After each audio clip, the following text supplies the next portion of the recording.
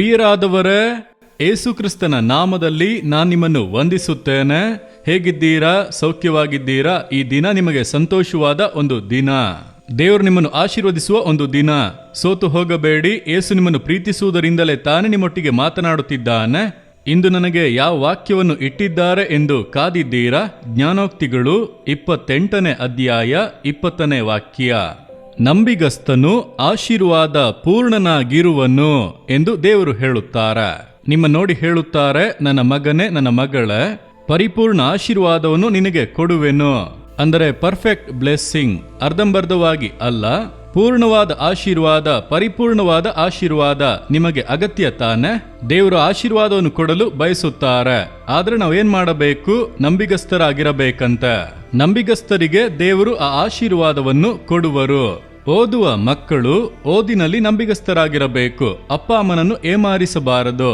ಅವರನ್ನು ಏಮಾರಿಸಿ ತಪ್ಪಾದ ಕಾರ್ಯಗಳಿಗೆ ಹೋಗಬಾರದು. ನಂಬಿಗಸ್ತರಾಗಿದ್ದರೆ ದೇವರು ಆಶೀರ್ವದಿಸುವರು. ಹೆಂಡತಿ ಗಂಡನಿಗೆ ನಂಬಿಗಸ್ತಳಾಗಿ, ಗಂಡ ಹೆಂಡತಿಗೆ ನಂಬಿಗಸ್ತನಾಗಿ, ಮಕ್ಕಳು ಹೆತ್ತವರಿಗೆ ನಂಬಿಗಸ್ತರಾಗಿ, ನಾವು ಸರ್ಕಾರಿ ಕೆಲಸವನ್ನು ಮಾಡಿದರೆ ಮಾಡೋ ಕೆಲಸದಲ್ಲಿ ನಂಬಿಗಸ್ತರಾಗಿರಬೇಕು.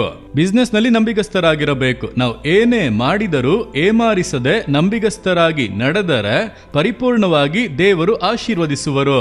ಏಮಾರಿಸುವವರನ್ನು ದೇವರು ಆಶೀರ್ವದಿಸುವರ? ಯೋಚಿಸಿ ನೋಡಿರಿ. ಒಬ್ಬ ಏಮಾರಿಸುವ ವ್ಯಕ್ತಿಯನ್ನು ಕರ್ತನು ಆಶೀರ್ವದಿಸುವನ? ದೇವರು ಆಶೀರ್ವದಿಸುವುದಿಲ್ಲ.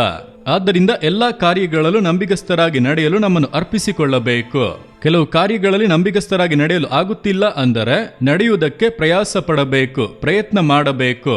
ತಪ್ಪು ಮಾಡುತ್ತಲೇ ಏಮಾರಿಸುತ್ತಲೇ ಜೀವಿತ ನಡೆಸಬಾರದು. ಪ್ರಯತ್ನ ಮಾಡುತ್ತಾ ಮಾಡುತ್ತಾ ಸ್ವಲ್ಪ ಸ್ವಲ್ಪವಾಗಿ ದೇವರಿಗೆ ನಂಬಿಗಸ್ತರಾಗಿ ನಡೆಯಲು ಆತನು ನಮಗೆ ಸಹಾಯ ಮಾಡುವನು.